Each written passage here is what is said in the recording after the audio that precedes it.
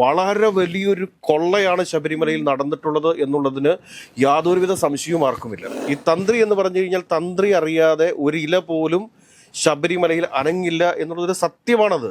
തന്ത്രിക്ക് ഈ ഒരു വിഷയത്തിൽ കൃത്യമായ പങ്കുണ്ട്. തന്ത്രി അറിയാതെ ഒരു കാരണവശാലും ഇത് പുറത്തേക്ക് പോകില്ല. സോണിയാഗാന്ധിയുടെ അടുക്കൽ ഉണ്ണികൃഷ്ണൻ പോറ്റി എന്ന് പറയുന്ന തട്ടിപ്പുകാരനും അതോടൊപ്പം തന്നെ ഈ സ്വർണം വാങ്ങിയയാളും ഒരുമിച്ച് എങ്ങനെയാണ് എത്തിയത് എന്നുള്ളതിനെക്കുറിച്ച് അന്വേഷണം വേണം എന്നുള്ള രീതിയിൽ മുഖ്യമന്ത്രിയുടെ പ്രസ്താവന വരികയുണ്ടായി.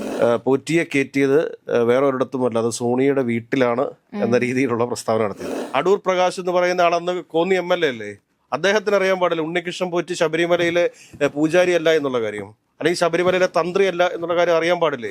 മറിച്ച് കടകംപള്ളി സുരേന്ദ്രനും മുഖ്യമന്ത്രി പിണറായി വിജയനും ആണ് ഇതിലെ പ്രതികൾ എന്ന് വരുത്തി തീർക്കാൻ വേണ്ടിയിട്ട്, അല്ലെങ്കിൽ അതുപോലുള്ള രാഷ്ട്രീയ ആരോപണങ്ങൾ ഉന്നയിച്ച് നേട്ടം കൊയ്യുന്നവർക്ക് അയ്യപ്പ ഭക്തന്മാരോടുള്ള സ്നേഹമൊന്നുമല്ല, അവർ ഉദ്ദേശിക്കുന്ന ഒരു രാഷ്ട്രീയ നേട്ടം മാത്രമാണ്. നമസ്കാരം. നമസ്കാരം. പത്മകുമാർ പറഞ്ഞ ശബരിമലയിലെ ദൈവതുല്യൻ ആരായിരിക്കും? ഇന്നലെ മുഖ്യമന്ത്രി ഒരു പ്രസ്താവന നടത്തിയിരുന്നു. കാരണം സോണിയാഗാന്ധിയെ കുറിച്ചും അന്വേഷിക്കണം.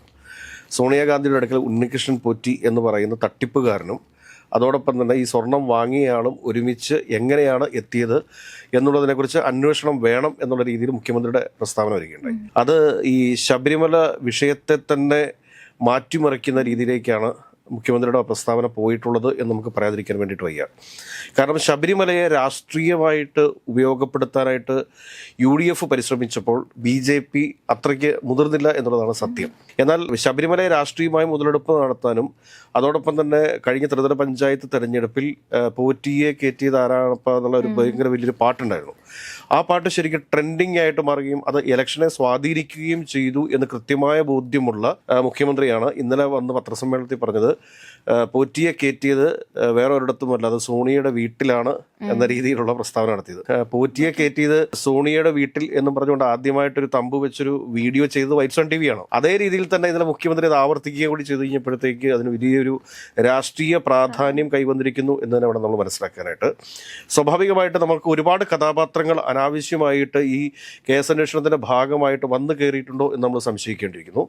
ഒരു വിദേശ വ്യവസായി ചൂണ്ടിക്കാണിച്ചതനുസരിച്ചിട്ട് ഡി മണി എന്ന് പറയുന്ന ഒരു റിയൽ എസ്റ്റേറ്റ് ബ്രോക്കറെ അല്ലെങ്കിൽ ഒരു ഇറിഡിയം തട്ടിപ്പുകാരനെ ഒക്കെ ഈ SITയുടെ അന്വേഷണത്തിലേക്ക് കൊണ്ടുവന്നതിൻ്റെ താല്പര്യം എന്തായിരുന്നു എന്ന് കൂടിയിട്ട് ഈ വിദേശ വ്യവസായി വിശദീകരിക്കേണ്ടതായിട്ടുണ്ട്. നമ്മൾ ഉദ്ദേശിക്കുന്ന മാതിരി ഒന്നുമല്ല. എനിക്ക് തോന്നുന്നു ആ വിദേശ വ്യവസായിക്ക് ഈ ഡി മണിയുമായിട്ട് എന്തോ വ്യക്തിവൈരാഗ്യം ഉണ്ടായിരുന്നു. ഈ ഡി മണി എന്ന് പറയുന്ന ആൾ ഈ ഇറേഡിയം തട്ടിപ്പുമായി ബന്ധപ്പെട്ട് ഒരുപാട് തട്ടിപ്പ് കേസുകളിലൊക്കെ പ്രതിയായിട്ടുള്ള ആളാണ്. അപ്പോൾ ഒരുപക്ഷെ ഈ വിദേശ വ്യവസായിയുടെ ഏതെങ്കിലും തരത്തിലുള്ള പൈസ ക്യാഷ് ഈ ഡി മണിയുടെ അടുത്ത് പെട്ടുപോയിട്ടുണ്ടാവും. അപ്പോൾ അതിൻ്റെ ഒരു വാശി അങ്ങോട്ട് തീർത്തതാവാനായിട്ടുള്ള സാധ്യതകളേ ഉള്ളൂ. അപ്പോൾ നമ്മൾ ഇതിനകത്ത് പ്രധാനമായിട്ടും നോക്കേണ്ട ഒരു കാര്യം എന്താണെന്ന് ചോദിച്ചു കഴിഞ്ഞാൽ, ഇതിനകത്ത് ശരിക്കും ശബരിമലയിൽ എന്താണ് നടന്നിട്ടുള്ളത്? ശബരിമലയിൽ നിന്ന് സ്വർണ്ണപ്പാളികൾ മോഷണം പോയി. സ്വർണ്ണപ്പാളികൾ മോഷണം പോയതിന് വേണ്ടിയിട്ടുള്ള ഒരു ഗൂഢാലോചന നടത്തിയതാരാണ്? അത് ഉണ്ണികൃഷ്ണൻ പോറ്റിയാണ്. ഈ ശബരിമലയിലുള്ള എന്ത് സാധനങ്ങൾ പുറത്തേക്ക് കൊണ്ടുപോകണമെങ്കിലും എന്ത് കാര്യങ്ങൾ ചെയ്യണമെന്നുണ്ടെങ്കിലും അതിന് ദേവസ്വം ബോർഡിൻ്റെ അംഗീകാരം ഉറപ്പായിട്ടും വേണം.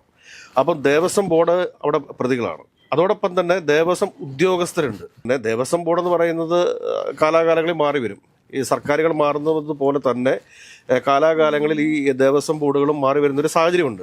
എന്നാൽ ഈ ദേവസ്വം ബോർഡിൻ്റെ ഉദ്യോഗസ്ഥർക്കും കൃത്യമായ ഒരു ഉത്തരവാദിത്വം ഈ ഒരു വിഷയത്തിലുണ്ട്. അത് കൂടാതെ പിന്നെയുള്ളത് തന്ത്രിയാണ്. ഈ തന്ത്രി എന്ന് പറഞ്ഞു കഴിഞ്ഞാൽ തന്ത്രി അറിയാതെ ഒരു ഇല പോലും ശബരിമലയിൽ അനങ്ങില്ല എന്നുള്ളതൊരു സത്യമാണത്. ഇപ്പോൾ നമുക്ക് മനസ്സിലാക്കാൻ സാധിക്കുന്നത് വെച്ചാൽ പ്രഭാകേന്ദ്രത്തിന് അടുത്തുള്ള സ്വർണ്ണ പാളികൾ കൂടി നഷ്ടപ്പെട്ടിരിക്കുന്നു. അതോടൊപ്പം തന്നെ വ്യാളി വിഗ്രഹത്തിനടുത്തുള്ള സ്വർണ്ണങ്ങൾ നഷ്ടപ്പെട്ടിരിക്കുന്നു. വളരെ വലിയൊരു കൊള്ളയാണ് ശബരിമലയിൽ നടന്നിട്ടുള്ളത് എന്നുള്ളതിന് യാതൊരുവിധ സംശയവും ആർക്കുമില്ല. അപ്പോൾ അങ്ങനെ വരുമ്പോഴത്തേക്ക് സ്വാഭാവികമായിട്ടും ഈ രാഷ്ട്രീയ മുതലെടുപ്പിന് വേണ്ടിയിട്ട് നമ്മുടെ പൊളിറ്റിക്കൽ പാർട്ടികളോ മുന്നണികളോ നിൽക്കാതെ ഇതിനകത്ത് ശരിക്കും അയ്യപ്പ വിശ്വാസികളുടെ വിശ്വാസത്തെ വ്രണപ്പെടുത്തിയത് ആരാണോ അവരെതിരെ ശക്തമായി അന്വേഷണം നടത്താനും അവരെ കണ്ടെത്താനും അവരെ കൽത്തുറങ്കിൽ അടയ്ക്കാനും വേണ്ടിയിട്ടുമാണ് ശ്രമിക്കേണ്ടത്. മറിച്ച് കടകംപള്ളി സുരേന്ദ്രനും മുഖ്യമന്ത്രി പിണറായി വിജയനും ആണ് ഇതിലെ പ്രതികൾ എന്ന് വരുത്തി തീർക്കാൻ വേണ്ടിയിട്ട്, അല്ലെങ്കിൽ അതുപോലുള്ള രാഷ്ട്രീയ ആരോപണങ്ങൾ ഉന്നയിച്ച് നേട്ടം കൊയ്യുന്നവർക്ക് അയ്യപ്പ ഭക്തന്മാരോടുള്ള സ്നേഹമൊന്നുമല്ല, അവർ ഉദ്ദേശിക്കുന്ന ഒരു രാഷ്ട്രീയ നേട്ടം മാത്രമാണ്. ആ രാഷ്ട്രീയ നേട്ടത്തിന് ഇന്നലെ മുഖ്യമന്ത്രിയുടെ മറുപടിയോടുകൂടി അന്ത്യമായി എന്ന് തന്നെ വേണം നമ്മൾ കരുതാനായിട്ട്. ഞാൻ പറഞ്ഞു വരുന്ന കാര്യം എന്താണ് എന്ന് ചോദിച്ചു കഴിഞ്ഞാൽ, ഇതിൽ ഗൂഢാലോചന നടത്തിയതാരാണ്? ഉണ്ണികൃഷ്ണൻ പോറ്റിയാണ് ഗൂഢാലോചന നടത്തിയിട്ടുള്ളത്. ഉണ്ണികൃഷ്ണൻ പോറ്റിയുടെ കൂട്ടത്തിൽ ഈ ഗൂഢാലോചന നടത്താൻ മറ്റാരെങ്കിലും ഉണ്ടായിരുന്നു എന്ന് തന്നെ വേണം നമ്മൾ കരുതാനായിട്ട്. നമ്മൾ ഇത്രയും ദിവസം നമ്മൾ പറഞ്ഞുകൊണ്ടിരുന്നത് ഗോവർദ്ധൻ എന്ന് പറയുന്നയാള് സ്വർണം വാങ്ങാൻ വേണ്ടിയിട്ട് വന്ന ആള് മാത്രമാണ് എന്നാണ് പറഞ്ഞിരുന്നത്. പക്ഷേ 2012 കാലഘട്ടത്തിൽ സോണിയാഗാന്ധിയെ കാണാൻ വേണ്ടിയിട്ട് ഉണ്ണികൃഷ്ണൻ പോറ്റി ഡൽഹിയിൽ പോയ സമയത്ത് ഈ ഗോവർദ്ധൻ കൂടെ ഉണ്ടായിരുന്നു. അപ്പൊ ഈ ഗൂഢാലോചനയ്ക്കകത്ത് ഉണ്ണികൃഷ്ണൻ പോറ്റിയോടൊപ്പം തന്നെ ഗോവർദ്ധനും പങ്കാളിയാണ്. ഈ സ്മാർട്ട് ക്രിയേഷൻസ് മാത്രമാണ് ഈ സ്വർണം ഒരുക്കാൻ വേണ്ടിയിട്ട്. അതൊരു പക്ഷേ ഗോവർദ്ധൻ റെക്കമെൻഡ് ചെയ്തതായിരിക്കാം. അത് ഒഴിച്ചു നിർത്തി കഴിഞ്ഞാൽ ഈ ഗൂഢാലോചനയിൽ ഗോവർദ്ധനും പ്രതിയാണ്, അതോടൊപ്പം തന്നെ ഉണ്ണികൃഷ്ണൻ പോറ്റിയും പ്രതിയാണ്. അപ്പോൾ ഗൂഢാലോചന സംഘത്തെ കണ്ടെത്തി കഴിഞ്ഞിരിക്കുന്നു. അതോടൊപ്പം തന്നെ സ്വർണം വാങ്ങിയ ഗോവർദ്ധനെ കണ്ടെത്തിയിരിക്കുന്നു. ഈ ഗോവർദ്ധൻ ഇനി എവിടെയാണ് സ്വർണം കൊടുത്തിരിക്കുന്നത് എന്ന് അറിയണമെന്നുണ്ടെങ്കിൽ ഗോവർദ്ധനുമായിട്ട് തെളിവെടുപ്പ് നടത്തേണ്ടതുണ്ട്. ഗോവർദ്ധനായാണ് കൂടുതലായിട്ട് ചോദ്യം ചെയ്യേണ്ടതായിട്ടുള്ളത്. അതോടൊപ്പം തന്നെ ഉണ്ണികൃഷ്ണൻ പോറ്റി, ഗോവർദ്ധന് നേരിട്ട് ശബരിമലയിലുള്ള ആളുകളുമായിട്ട് ബന്ധങ്ങൾ ഉണ്ടാവത്തില്ല.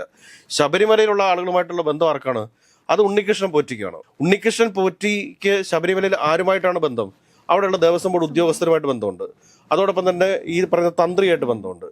പിന്നെ എന്തുകൊണ്ടാണ് എ പത്മകുമാറും അതോടൊപ്പം തന്നെ വാസുവും ഒക്കെ ജയിലറയ്ക്കുള്ളിലേക്ക് പോകാനുള്ള കാരണം, വിജയകുമാറൊക്കെ ജയിലിലേക്ക് പോകാനായിട്ടുള്ള കാരണം, ശബരിമലയിൽ എന്ത് കാര്യങ്ങൾ നടക്കണമെന്നുണ്ടെങ്കിലും കൃത്യമായിട്ട് ദേവസ്വം ബോർഡിന്റെ മീറ്റിംഗ് കൂടി അത് പാസ്സാക്കി അത് മിനിറ്റ്സിൽ എഴുതി ഒപ്പിട്ടാൽ മാത്രമേ നടപ്പാക്കാൻ പാടുള്ളൂ. ഇവർ സ്വർണ്ണപ്പാളികൾ പുറത്തേക്ക് കൊണ്ടുപോകുന്ന സമയത്ത് ഉണ്ണികൃഷ്ണൻ പോറ്റിയും അതോടൊപ്പം തന്നെ തന്ത്രിയും ഒക്കെ അറിഞ്ഞുകൊണ്ട് ഈ സ്വർണ്ണപ്പാളികൾ പുറത്തേക്ക് പോകുന്ന സമയത്ത് അത് ദേവസ്വം ബോർഡിന്റെ മീറ്റിംഗ് കൂടി ആ മിനിറ്റ്സിൽ അത് രേഖപ്പെടുത്തി ഒപ്പുവെച്ചിട്ടില്ല എന്നുള്ളതാണ് എ പത്മകുമാറും അതോടൊപ്പം തന്നെ ഈ പറയുന്ന ഒ വാസുവും ഈ പറഞ്ഞ ഡി വിജയകുമാറും ഒക്കെ ചെയ്തിരിക്കുന്ന തെറ്റ് എന്ന് പറയുന്നത്, കുറ്റം എന്ന് പറയുന്നത്.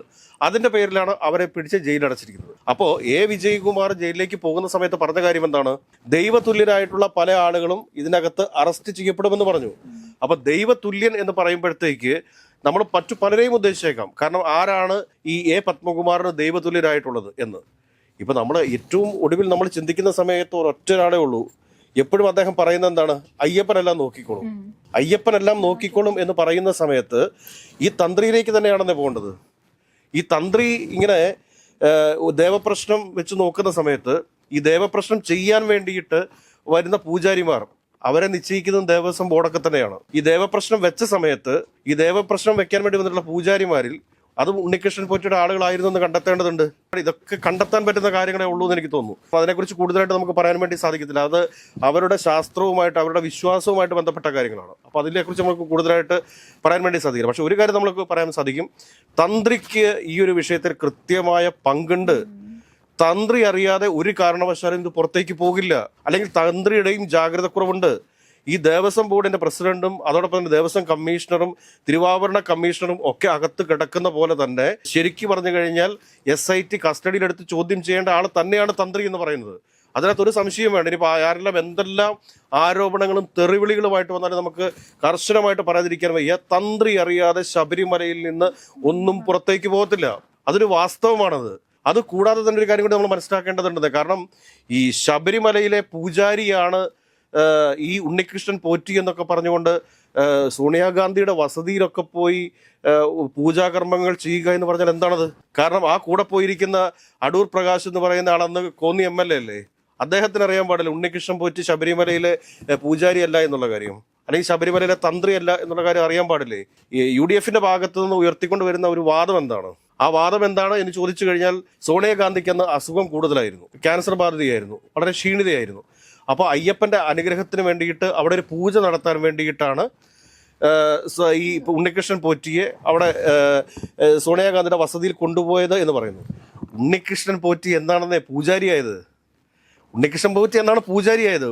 ഉണ്ണികൃഷ്ണൻ പോറ്റി അവിടുത്തെ ഒരു സഹായി മാത്രമാണ്. അങ്ങനെ സഹായി മാത്രമായിട്ട് ഉണ്ണികൃഷ്ണൻ പോറ്റി അവിടെ പൂജ ചെയ്യാൻ വേണ്ടി പോകുന്നു എന്ന് പറയുമ്പോൾ അടൂർ പ്രകാശിന് മനസ്സിലാവത്തില്ലേ? അടൂർ പ്രകാശ് ശബരിമലയിൽ പോകുന്ന ആളും കൂടെ ആണല്ലോ. അടൂർ പ്രകാശിന് കൃത്യമായിട്ട് മനസ്സിലാകുമല്ലോ. അടൂർ പ്രകാശ് എന്തുകൊണ്ട് സോണിയാഗാന്ധിയോട് പറഞ്ഞില്ല ഇയാള് പൂജാരിയല്ല, ഇയാൾ അവിടുത്തെ സഹായി മാത്രമാണ് എന്ന് പറയാതിരുന്നത് എന്തുകൊണ്ടാണ്? ഗോവർദ്ധൻ എങ്ങനെയാണ് അവിടെ വന്നത്?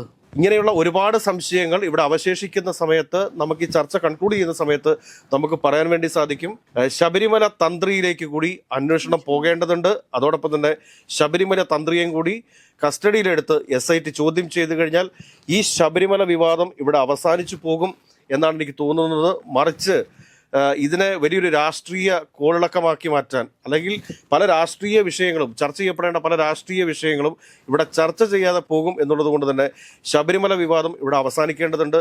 അതുകൊണ്ട് അവസാനമായി തന്ത്രിയിലേക്ക് കൂടി ഈ അന്വേഷണം പോകേണ്ടതുണ്ട് എന്നുള്ളതാണ് എൻ്റെ പക്ഷം.